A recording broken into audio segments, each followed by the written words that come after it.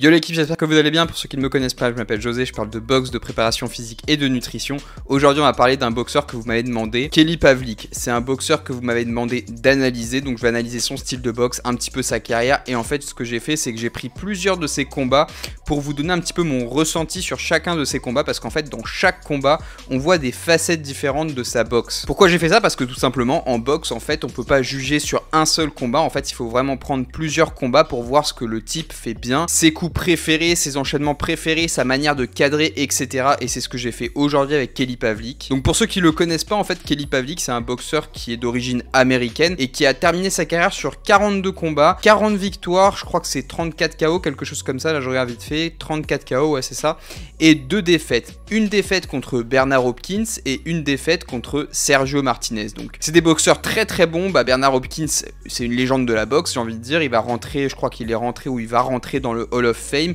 et je pense que Sergio Martinez il a aussi sa place dans le Hall of Fame de la boxe anglaise. Quoi qu'il en soit, la carrière de Kelly Pavlik dans la boxe professionnelle, en fait elle s'est étendue des années 2000 aux années 2012. Je pense que le highlight de sa carrière c'est vraiment le moment en fait où il a unifié les titres WBA, WBC et Ring Magazine contre Jermaine Taylor en le mettant KO je crois qu'au 7ème round. Mais ça on va y revenir après parce que justement j'ai pris ce combat pour l'analyser un petit peu. Par la suite il va perdre ses titres contre Sergio Martinez en 2010 qui le battra, il le surclassera malheureusement. Sergio Martinez qui a une boxe qui est très particulière, les mains en bas etc. Très difficile à boxer, très difficile à cerner. Mais je vous mettrai le combat comme ça dans la description, comme ça vous pourrez aller voir. Franchement c'est un très beau combat, je vous conseille vraiment d'aller le voir si vous êtes fan de boxe. Quoi qu'il en soit, sur sa carrière, Kelly Pavlik qui s'est entraîné pendant la majorité de sa carrière au Southside Gym. Je crois que vers la fin de sa carrière il est parti s'entraîner avec Robert Garcia dans son gym à lui. Mais concrètement la majorité de sa carrière ça a été au même endroit, ça a été avec l'entraîneur habituel. C'est quelque chose de typique, j'ai envie de te dire, avec les boxeurs qui sont de très haut niveau. En général ils tournent pas dans les gymnases, en fait ils vont pas écumer les gymnases. Mais la majorité de sa carrière ça a été voilà toujours au même endroit avec le même entraîneur. En 2021 il est intronisé au Hall of Fame de Atlantic City, dans le Hall of Fame de la boxe anglaise, et c'est extrêmement mérité parce que voilà il a quand même boxé des grands noms, notamment Bernard Hopkins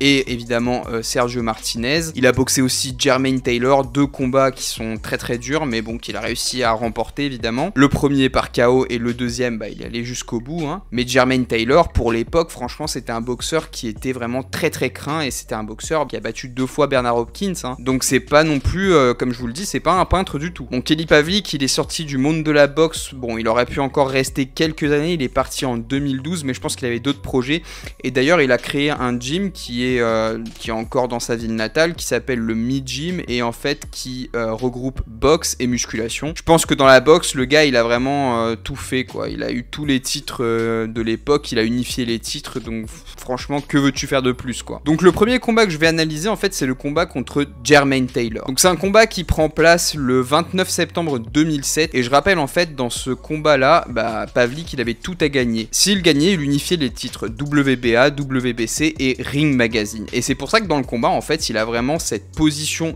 dominante. Concrètement il y va pas pour faire de la figuration, il met la marche avant sur tout le combat, et en fait ce qui est incroyable c'est que Jermaine Taylor il était considéré comme un tueur à gages dans la catégorie en fait, dans cette catégorie là des super moyens, et Pavlik lui il a pas froid aux yeux hein. Il sait que derrière il y a les titres en jeu, donc concrètement il met la marche avant et il le saoule de coups pendant tout le combat. Mais comme je vous le dis, Jermaine Taylor c'était un tueur à gages, et il le fait tomber au 2ème round. Mais après ça il y a un déclic qui se fait dans la tête de Pavlik, et comme je vous le dis il met la marche avant et il fait que l'enchaîner. Il l'enchaîne avec des coups puissants des 2 mains, il lui met vraiment, je pense que les coups qui ont eu le plus d'impact sur Jermaine Taylor c'est évidemment la droite, le bras arrière de Pavlik qui est vraiment très puissant, le crochet gauche qu'il envoie aussi de manière foudroyante, et l'uppercut. L'uppercut, il faut savoir que c'est un des coups de Pavlik que j'adore le plus, parce que en fait vraiment, il me fait vraiment penser à un boxeur actuel qui s'appelle Sebastian Fundora, et en fait le fait qu'il soit grand par rapport à ses adversaires, en fait ça fait que l'uppercut est vraiment sale, il est vraiment hyper puissant, parce que forcément il a pas énormément de distance à parcourir pour mettre son uppercut et toucher vraiment durement à la face. Et Pavlik c'est ce qu'il faisait dans pas mal de combats, vraiment il allait chercher, vraiment il poutrait les gars au corps avec des uppercuts kick qui remontait à la face. Dans ce combat, le jab a aussi été vraiment un élément clé, comme dans tous les combats de boxe, j'ai envie de dire, mais là particulièrement parce que Jermaine Taylor c'est quand même quelqu'un d'assez mobile et il sait se sortir des mauvaises situations.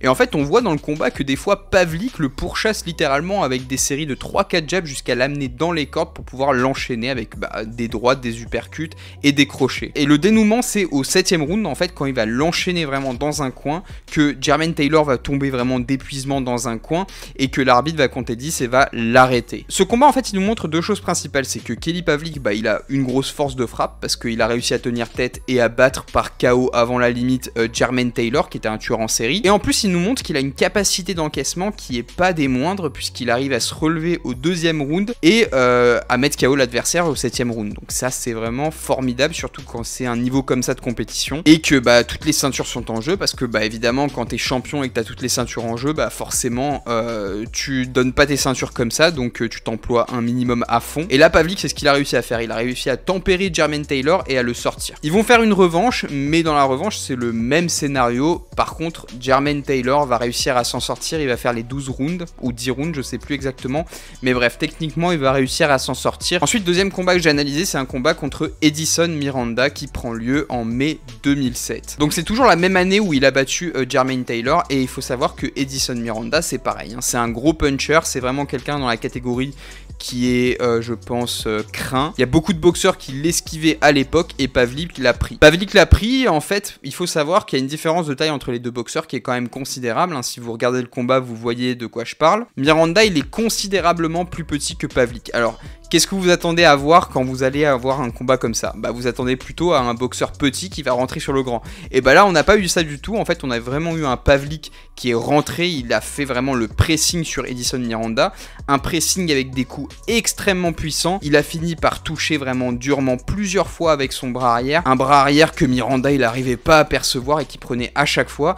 Franchement, si vous regardez le combat, la tête de Miranda, elle part comme ça dans les cordes à chaque fois. C'est à croire s'il arrivait même pas à avoir la droite tellement elle était puissante. Bon, après, au bout d'un moment, en fait, Miranda, il commençait à avoir les yeux fermés.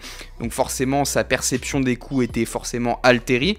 Mais c'est abusé, la droite de Pavlik est passée tout le temps et elle faisait mouche à chaque fois. Dans le combat, franchement, Pavlik, il a envoyé de tout. Il a envoyé des coups hyper puissants, que ce soit des crochets, des uppercuts. Mais pour moi, le money punch dans ce combat, c'est vraiment sa droite. Regardez le combat, vous allez voir que la droite et que la tête de Edison Miranda qui part comme ça à 3 km en arrière. C'est juste abusé. Et dans ce combat, on se rend aussi compte que Pavlik, il utilise aussi extrêmement bien son allonge parce que en fait, dès qu'il touche Miranda et que Miranda part du coup sur le reculoir, en fait, il l'enchaîne et il arrive à le toucher de très très loin juste en enchaînant les directs. Et ça, c'est vraiment un gage de qualité de la boxe parce qu'en fait, il maîtrise vraiment bien la distance. Et il maîtrise aussi extrêmement bien son cadrage parce qu'il arrive à le bloquer un peu partout quand Miranda est touché et qu'il essaie de fuir un petit peu sur les côtés. Pavlik le cadre très bien. Et sans surprise, au bout d'un moment, la punition est tellement importante qu'il gagne par arrêt de l'arbitre évidemment. Décembre 2009, on a un autre combat contre Miguel Espino. Donc c'est un combat qui est similaire au précédent. On voit un Pavlik qui est beaucoup plus grand que l'adversaire, mais qui va pas prendre le parti pris de rester à distance comme on pourrait le penser. Là, Pavlik, ce qu'il va faire, c'est qu'il va rentrer, il va directement aller au contact de ce boxeur qui est littéralement beaucoup plus petit que lui. Et en fait, sa stratégie, ça va être la même. Ça va être de le plomber avec des gros uppercuts. Et comme je vous le dis, quand vous êtes grand et que vous avez un boxeur qui est plus petit, si vous commencez à rentrer dans le jeu des uppercuts, franchement, vous lui faites très très mal parce que concrètement il se pose sur vous et vous n'avez plus qu'à remonter directement avec l'uppercut et franchement vous le soulevez. Et c'est là où vraiment je me suis dit putain mais on dirait vraiment Sebastian Fundora parce que concrètement c'est ce qu'il a fait, il l'a fait tomber plusieurs fois avec des gros uppercuts. Je me suis dit on dirait le combat de Anthony Direl contre Sebastian Fundora quoi, c'est incroyable. Honnêtement je vois pas beaucoup de boxeurs qui font ce style de boxe en fait, qui se mettent vraiment au corps à corps et qui commencent à remonter l'adversaire avec des uppercuts. Il y en a pas tant que ça, on va plus chercher à travailler en crochet etc, à faire des décalages ou à sortir de la mi-distance. Là lui il utilise vraiment pratiquement, quand je vous dis ça, pratiquement que des uppercuts dans ce combat là en tout cas. Et ce qu'il va aussi faire qui est très intéressant, c'est qu'il va utiliser sa main pour gêner l'adversaire. Donc comme c'est un adversaire qui est beaucoup plus petit que lui, il va poser sa main en fait, pam, sur le haut de sa garde ou sur sa tête et il va venir le contrôler, le bouger d'un côté ou de l'autre. Et ça c'est vraiment une marque d'une boxe de qualité quand même. Ça montre en fait une certaine aisance, une certaine expérience sur le ring. Et en fait en contrôlant l'adversaire, il va aussi contrôler la distance pour se mettre lui à une distance qui est favorable et le mettre évidemment l'adversaire dans une distance qui lui est défavorable. Donc évidemment c'est un combat qui a sens unique et d'ailleurs l'arbitre arrête le combat, hein. Franchement Pavlik je crois qu'il a 34 victoires par KO, donc évidemment ça fait pratiquement, je pense que ça doit être un truc de l'ordre de 80% de victoires par KO, hein. Ensuite en juin 2008 on a un dernier combat en fait qui pour moi vraiment me permet entre guillemets de voir un petit peu le phénomène Pavlik dans son ensemble, c'est-à-dire vraiment d'analyser sa boxe de manière la plus complète possible, parce que là en fait on a un Pavlik qui plutôt contre ce boxeur là qui s'appelle Gary Lockett va prendre la position cette fois d'un boxeur qui est plus grand.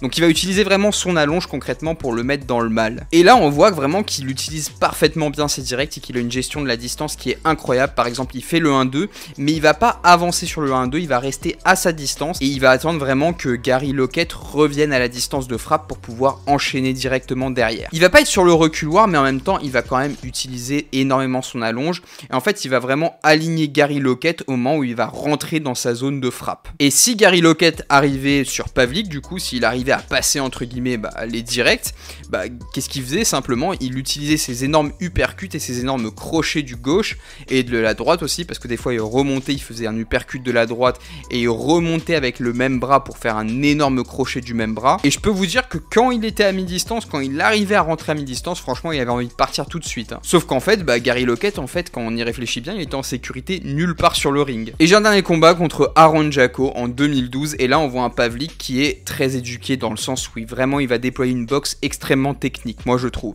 Il gagne avant la limite et il fait un énorme travail de cadrage et un énorme travail avec son bras avant. Juste pour vous dire la puissance du bras avant de Kelly Pavlik, en fait, je sais plus à quel round, mais en fait il lui met un jab juste et avec le jab il le fait compter quoi, il le fait tomber, il met un genou par terre littéralement. Et en fait ce qui s'est passé concrètement si on analyse la situation, en fait ce qui s'est passé c'est que au moment où il allait envoyer son coup, en fait l'adversaire ce qu'il a fait c'est qu'il s'est baissé pour faire une esquive comme s'il faisait une esquive rotative.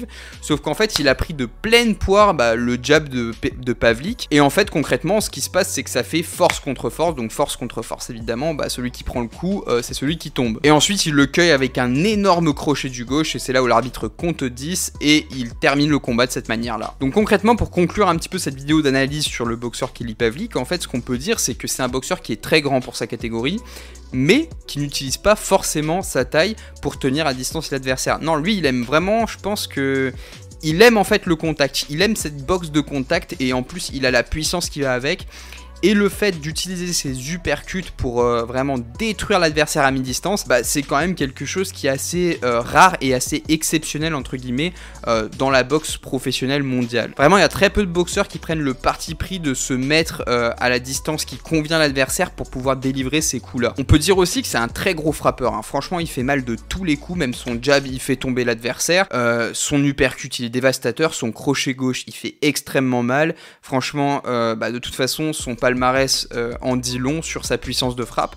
34 victoires par KO, il a mis KO Jermaine Taylor qui était un tueur à gages, alors que Jermaine Taylor a battu Bernard Hopkins. Donc pour moi vraiment si ça démontre pas du punch, franchement qu'est-ce qui démontre du punch? Et en plus de ça franchement il donne un volume de coups qui est impressionnant, enfin il frappe et en plus de ça il met du volume de coups, donc c'est abusé. Je veux dire au bout d'un moment tu prends ça, il te saoule de coups, et au final si tu prends pas KO au moins t'abandonnes quoi. Donc voilà, c'est déjà la fin de cette vidéo sur l'analyse de la boxe de Kelly Pavlik. C'est un grand champion, franchement j'adore ses combats. Je vous les mettrai en description si je les trouve tous, si j'arrive à trouver tous les combats que je vous ai cités, parce qu'il y en a certains qui sont pas forcément sur YouTube, donc je vous les mettrai en description si je les trouve. Si la vidéo vous a plu évidemment n'oubliez pas de vous abonner, de mettre un pouce bleu et de partager si jamais le cœur vous en dit, et moi je vous retrouve tout de suite pour une prochaine vidéo.